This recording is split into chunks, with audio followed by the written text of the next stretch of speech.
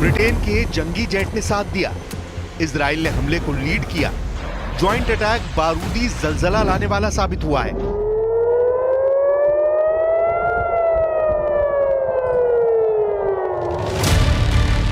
मगर ये एक नए युद्ध का ट्रेलर भर है। आर पार का युद्ध इससे भयानक और विध्वंसक होने जा रहा है।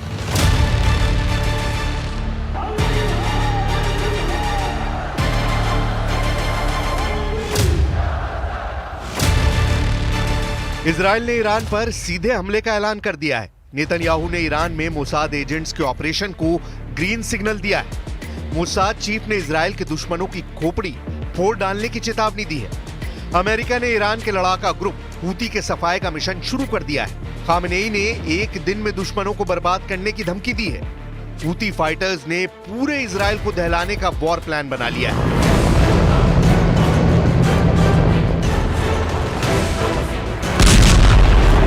अमेरिका ने यमन में घुसकर हूती विद्रोहियों को जिस तरह पीटा है, उससे ईरान बौखला गया है।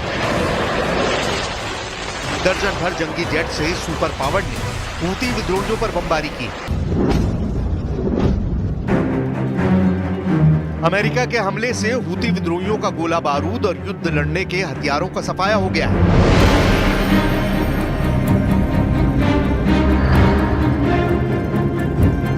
लेकिन हूती विद्रोहियों ने दावा किया है कि फाइटर ग्रुप ने अमेरिका के जंगी जेट को मार गिराया।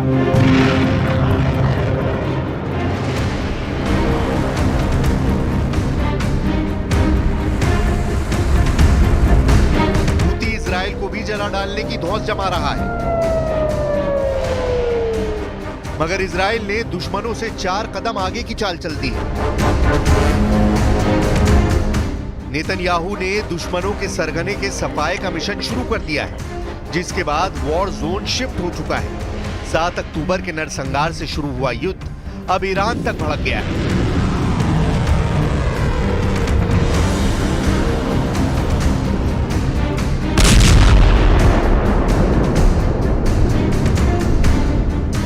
खाड़ी में नई लड़ाई हमास लड़ाकों के इजराइल में घुसकर हमले के बाद शुरू हुई। इस युद्ध में हमास का साथ देने लेबनान के हिजबुल्लाह लड़ाके इजराइल से आकर खुद भिड़ गए। इसके बाद हिजबुल्लाह की तरफ से यमन के हूती विद्रोहियों ने मोर्चा संभाल लिया। हमास, हिजबुल्लाह और हूती को इजराइल ने कंट्रोल कर लिया है। तो नेतन्याहू का सामना अब असल दुश्मन से हो गया है। ईरान और इजराइल में युद्ध का पहला हमला नेतन्याहू आर्मी ही करने जा रही है।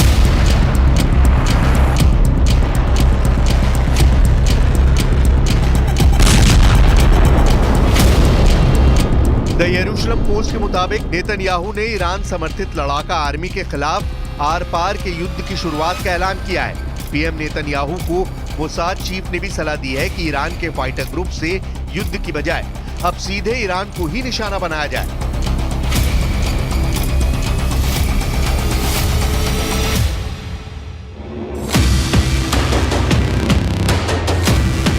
ईरान से सीधे युद्ध की शुरुआत की वॉर प्लानिंग के लिए नेतन्याहू ने सफेद सिटी में सुरक्षा मंत्रिमंडल की बैठक बुलाई। इस हाई लेवल मीटिंग में ईरान को घुटने पर लाने के कई तरीके सुझाए गए, लेकिन मोसाद चीफ ने जो तरकीब सुझाई उसने पीएम नेतन्याहू को सबसे ज्यादा इंप्रेस किया है।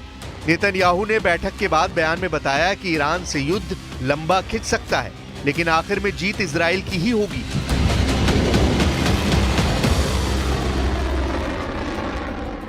רק שבמקרה הזה אנחנו לא פועלים לבד. ארצות הברית וגם מדינות אחרות רואות כמונו את החות'ים כאיום לא רק על השייט הבינלאומי, על הסדר הבינלאומי. ולכן אנחנו נפעל בעוצמה, בנחישות ובתחכום. ואני אומר לכם שגם אם זה ייקח זמן, मोसाद चीफ का मानना है कि युद्ध में अमेरिका उतर चुका है, जिससे नेटो फोर्स का फुल सपोर्ट भी इजराइल को मिलेगा। यही सही वक्त है जब ईरान की गर्दन दबोच ली जाए।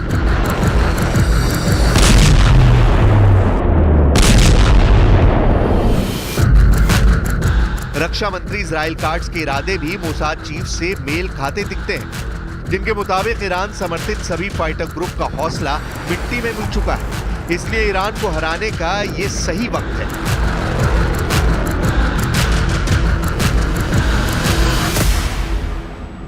הפעילות העוצמתית של צה"ל הכריע את הכפרים האלה ואת כל המרחב הזה. אנחנו הכרנו את שיני הנחש של החיזבאללה, ואנחנו ערוכים לרוצץ את ראשו במידה ולא יקיים וינסה לפעול नगद मदीनात इसराइल।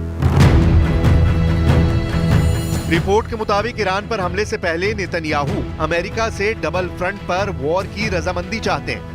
अमेरिका को मनाने की कोशिशें जारी हैं। इजराइल ने ईरान के खिलाफ अंतर्राष्ट्रीय सहयोग की जरूरत के चलते अब तक ऑपरेशन को होल्ड रखा है। उधर ईरान के सुप्रीम लीडर ने इजराइल के हमले के खतरे के बीच ये मैसेज दिया है कि उनका किसी भी लड़ाका ग्रुप से कोई कनेक्शन नहीं है। साथ ही खामनेई ने ये धमकी भी दी है कि ईरान अपने दुश्मनों को जब चाहेगा अकेले ही निपटा देगा।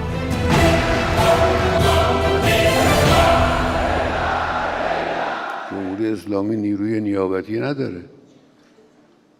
یمن میجنگه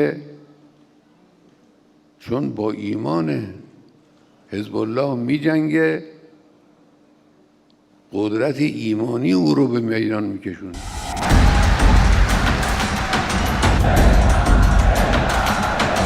सुप्रीम लीडर अली खामनेई ने इजराइल की जगह अमेरिका को धमकी देकर खाड़ी देशों को कठपुतली हुकूमत कायम करने से बाज आने की नसीहत भी दे डाली है। زندگیش ناامنه چه کار کنه؟ بایستی با قوت اراده در مقابل اون کسانی که این ناامنی رو طراحی کردن و اون کسانی که اجرا کردن باید بایسته و انشاءالله بر اونها فائق خواهد آمد. सऊदी अरब के अखबार अशरक अल अफसद की एक रिपोर्ट के मुताबिक इजराइल ने हूती ईरान के गठजोड़ के पुख्ता सबूत जुटा लिए हैं। इजराइल ने ईरान से हूती को मिल रही वित्तीय मदद, सैन्य हथियार, एक्सपर्ट्स और मिसाइल प्रोग्राम का कच्चा चिट्ठा जुटाकर अमेरिका से भी जानकारी साझा की है। हाल ही में इजराइल पर हूती ने जिस फिलिस्तीन 2 मिसाइल से हमला किया, उसकी तकनीक और क्षमता ने इजराइल को झटका दिया है। हूती की फिलिस्तीन 2 मिसाइल को इजराइल का एयरो डिफेंस सिस्टम रोकने में कामयाब नहीं हो पाया है।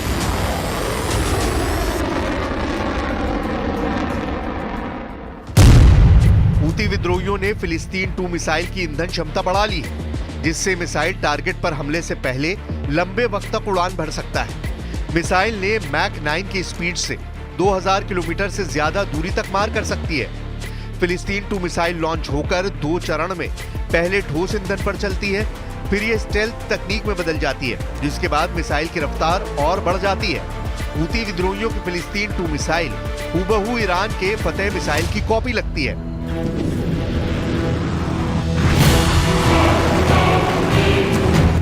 हूती लड़ाके फिलिस्तीन 2 मिसाइल को हाइपरसोनिक मिसाइल होने का दावा करते हैं। ऐसे विनाशकारी हथियार से लैस फाइटर ग्रुप के खिलाफ इजराइल क्या करने जा रहा है, इसका प्लान मोसाद चीफ ने बनाया है। वाईनेट न्यूज ने हाई लेवल बैठक में मौजूद एक अधिकारी के हवाले से जानकारी दी है कि मोसाद चीफ सीधे ईरान को तबाह करने की रणनीति बना चुके हैं।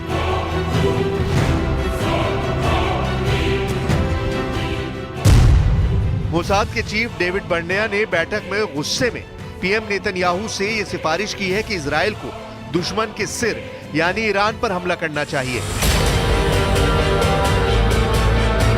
अगर इजराइल युद्ध के लिए तैयार है और ईरान पर हमले हुए तो ईरान भी पीछे नहीं हटने जा रहा है। अली खामनेई इसी वजह से सीधे अमेरिका को ललकार रहे हैं। ईरान को अच्छी तरह मालूम है कि लड़ाई शुरू हुई तो यह अमेरिका बनाम ईरान युद्ध होगा, जिसमें इजराइल पीछे रह जाएगा और समंदर में तैनात सुपर पावर के जंगी बेड़े ईरान को मिसाइल की बौछार से दहलाएंगे। बीते अक्टूबर महीने से बैठे अमेरिका को बराबर की टक्कर देने के लिए ईरान भी सहयोगी देशों के साथ गुटबाजी शुरू कर चुका है।